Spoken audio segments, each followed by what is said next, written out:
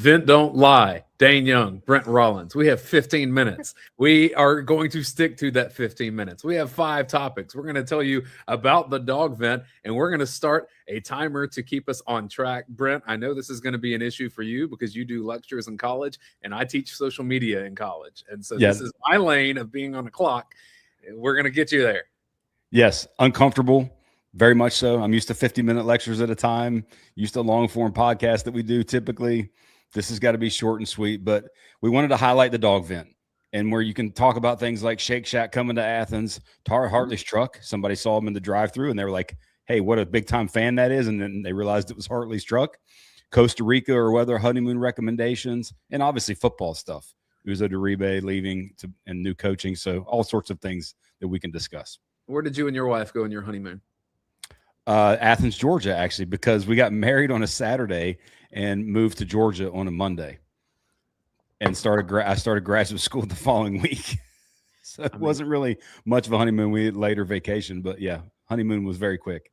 That's a commitment to what it is. Yeah, so this show is mainly designed to, like, whatever the chatter is on the DawgVent, legendary DawgVent, the most popular, most legacied Georgia fan outlet. Man, I have found people to work in my house from the DawgVent. I have found people that end up working at my wife's business. Those are the kind of connections that happen there all the time. It is just a fantastic community. Some weird stuff happens there. We're cool with that too, and we'll discuss some of those. But even the good morning thread that Lady A Dog does every day, it's a little cup of coffee, people saying, hey, good morning, hope you have a good day. That's what we like. Yeah, so like if you're in the Athens area, in and around, or Bogart area, and you go to what used to be AJ's, there's a group of guys that are always there every morning without fail at AJ's. That's what the DawgVent is. It's that every morning. And then a bunch of people, hey, this person's doing this, going to this family, prayers needed here, all that sort of stuff. It's a family and a unique one, unlike any other. So Todd Hartley's truck, is it more iconic or less iconic than Gunner's truck? Because that was the whole season, was Gunner Stockton's truck. So large natty sticker, UGA plate with UGA plate border, chrome HBTFD. How about them bleeping dogs on the tailgate? I thought to myself, this guy was a committed fan. Nope, Coach Hartley. So I don't know. I think he's also a committed fan. Have you seen that guy talk and build up those tight ends? I think it's both. Yes, and he's definitely, I know he's a Braves fan. Like, he's a Georgia guy through and through, that's for sure. So Todd Hartley, we'll talk about Chidera Uzo Duribe, maybe not in this episode, but what Georgia will do to replace him maybe next time that we do our Vent Don't Lie, because we're running out. I can't do that in 15 seconds to talk about everything at outside linebacker. No, you can't. But we got to talk about the next one. So we get to 12 minutes. That's the next topic, right? So Nate Frazier, so what started is I posted on his improvement, just what he was in the beginning of the season to what he was at the end of the season, light years difference. And he ended up with the most rushing yards since Swift's in 2019, highest PFF grade, one of the top 2 or 3 PFF grades of sort of all time with Georgia.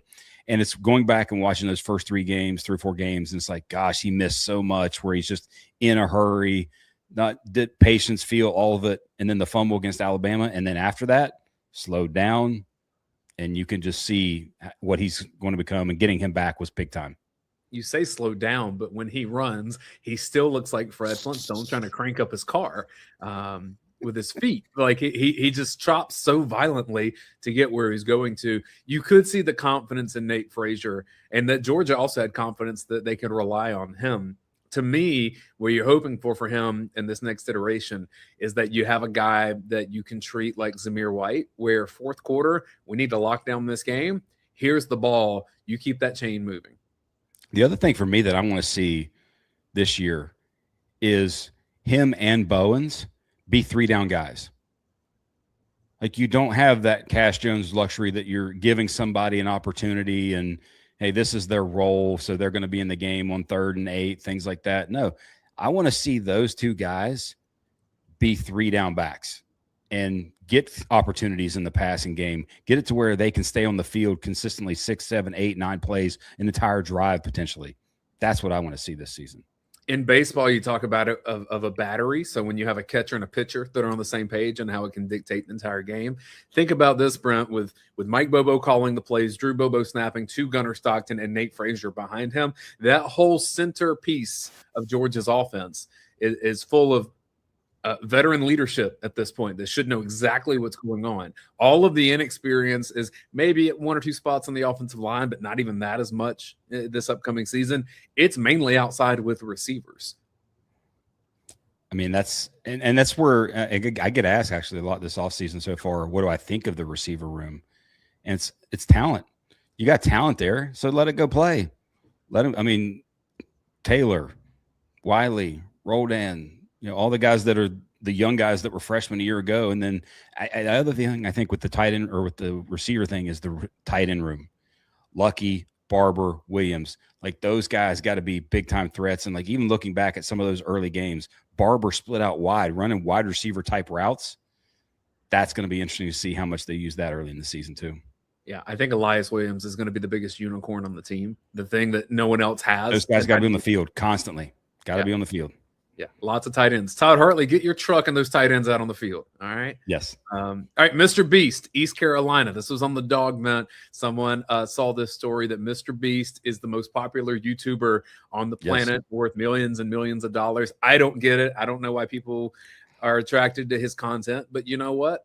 They are, and that's fine because I'm getting old and not everything appeals to me in the same way it does everyone else. My daughter's been watching the Beast games, so she told me it's really good. So okay, sure. All right. Trust your daughter's judgment. Let's roll with that. He's at least positing that he may take some of those millions and millions of dollars that he has and funnel them toward East Carolina to make the Pirates a college football playoff contender, much like Mr. Oilman at Texas Tech has decided Texas Tech is going to be, football centric in this era. So, and I guess Mark Cuban with Indiana has done this a little bit as well. Getting in there. He's starting to. What you think about the Pirates of ECU getting in this? Well, for all the people that play the video game, this is what they do. This is like I went down the other day and my younger son was playing. He's Wyoming.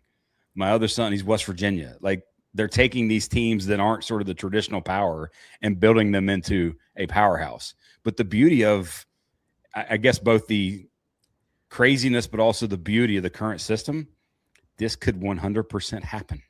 He could just say, I'm going to buy a great team and they're going to be on my YouTube videos. There's your NIL. There's their actual name, image, likeness. You can be on my videos, and here's the money.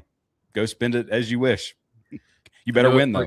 I know it breaks your heart to refer to West Virginia as not a superpower. No, it's okay. It's not in this current entity of college football. Are they that? They had a heyday for sure, and it was in the middle. There was a run. Hey, I think they'll be better. They were at least more interesting. They beat a top 25 team this past year, but oh well. But it's fun to think about, but it's also kind of crazy because of the old school of college football and what we're all used to and the traditional powers that be, to how, guess what? Texas Tech is a powerhouse right now. They just are, and they're going to be. When you start to look at the business of this, though, and this is even somewhat of concern at places like Georgia, but especially when it's someone in East Carolina and Appalachian State, somewhat of that ilk, if you don't see a return on that money and that team does not perform, it's not going to be sustainable long term. And so how do you, there's not guarantees in sports that way. It's why it's the best drama that we have and why we're all attracted to it. You can't just buy a championship unless you're the Dodgers. And that's why I'm squarely looking at Texas and how they perform this season. Yeah. Because their roster is as primed as any. And they spent money, and they spent serious money in other places that weren't quarterback. And hey, Sark, you better deliver, because that's a lot of investment. Like you said, when you don't get that ROI, folks might get a little unhappy.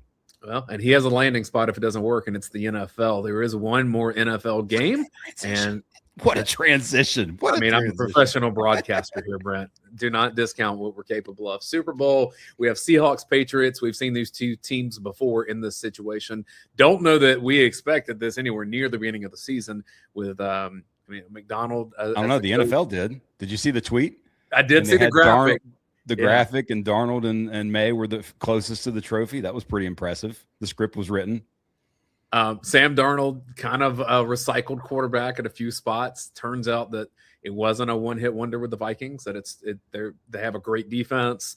They were able to move on from DK Metcalf and still have playmakers out there. They're the favorite in this game, but the Patriots do come in with what a season Drake May has had. I mean, top 5 quarterback in the league right now. Yeah, and look, and the moving forward part of that, and the fact that you've got him, Jaden Daniels, and Caleb Williams that at the top of that draft all look like big-time hits at this point. I think that's what will the story of this game. Do you think it'll be the full redemption arc of Sam Darnold is complete, or we're looking at Drake May and Vrabel as the next Brady Belichick? Man, if that happens, what a spoiled fan base that is. That you had like a couple of down years at the end of Belichick and that 1 year weird Gerard Mayo year, and then you hit right back at it, and then like we're so close to the Falcons, and it's like they still haven't recovered from Mike Vick. They still haven't figured out the left and the right. All right, so traditions. Do you have any Super Bowl traditions? Not really. I mean, I'm solo watching 3 kids this weekend, so like by the time the Super Bowl gets here, it'll probably be the exhale of like, hey, we did this. It was great. We've always gotten like a cookie cake. If you go to Sam's and get the cookie cakes, which are awesome, we've decorated with the football or whatever, the Super Bowl and the numbers and things like that. But we have a game that we play, the sheet, where everybody in the family picks and does certain things with who's going to have the most sacks, who's going to have the most points at the end of the first half, things like that. So other than those 2 things, that's about it in terms of traditions. In college, we did get one of those like giant pizzas. This was a place on Millage. I forget what it was called. It was probably something generic like Athens Pizza, but just one of these like giant pies that like could feed 12 people. And that's exactly what it did. Where a slice is bigger than any plate that you have. So we did that. I also look forward to our own Roddy DeBalsi's critique of the ads. Yeah. I thoroughly enjoy Roddy on Twitter. Just good ad, bad ad, like ripping them. He's very good at that. I enjoy the heck out of that. Do you think there's a national shout out for Cedar Shoals High School for McDonald? Oh yeah. I think because they'll go through his whole arc at some point in the 8 hours of pregame show that you get to watch that I ignore. I don't watch it all. Well, here's something I couldn't ignore. I'm at a concert. Last but not least. Yeah. At a concert on Sunday in Atlanta. Terminal West is the venue. Couch was the artist. I'd only heard of them a couple of months ago. It was great. Good show. Go to the restroom. And this is a restroom situation where walls in front of you, urinals all across the wall, but there's no like side walls on these urinals. So it's just urinal, urinal, wide open, right? So like slightly uncomfortable, but not a big deal. Like, you keep your focus, you're fine. Old school locker room type. Guy next to me has phone in one hand and is doing what you do at a urinal, with the other hand in possession. And I'm like, all right, cool, whatever. Like, we're all addicted to scrolling. That happens. Here's what shook me, Brent. Second hand comes up for a text. And the stream is still active. And I'm like, I don't think I've had that degree of confidence in anything in my life. And if something goes awry, I'm in the splash zone here. So like there's a bit of concern too that I need to wrap up my situation. Is this peripheral here? Like you're getting this through the peripheries, right? Total peripheral, but like, I'm seeing that both hands are now occupied with a cell phone in the middle, and nothing is assisting in why you're at the urinal. Like if that's a 4-year-old, pants are on the ground right there. Like pants at the ankles if that's a young kid. Yeah, and so that had to be the most important text message in the history of the world. At that moment, you were required to send it. So I can't fathom even beginning to go there. I will say I do have a very interesting opinion as it relates to restrooms in general. I think every public and or workplace restroom should have music. There's certain things that I just don't. I like just like the elevator. You don't have, or even if you go to the dentist, like the dentist or someplace like that, doctor's office, they always have music in the back room. Those restrooms should have music. That way, we don't necessarily handle your stuff how you got to handle your stuff. But at least I don't need to necessarily hear all the details of how it is that you go about handling your business. I even had a great. So my situation would have helped my wife yesterday. She went to work. She walks into the bathroom at work, and the person that's in there yells, "I'm pooping." And she's like, "So, okay, sure. You want me to leave? Yeah. Oh, okay. All right." See, if someone yells at me, if there's music, there wouldn't have been that big of a deal. Yeah, my reaction is I need to leave. But I also know that's the deal in a public restroom. But so that's we stuck to our time. We did. How do you feel about it? Quick, in, out, like, okay, it was over before it was feeling like it was over as soon as it began. Hopefully people enjoy it. If not, we'll do something different. In future, I will just cut the show off when this timer ends. So that's the way this is going to go. Vent, don't lie.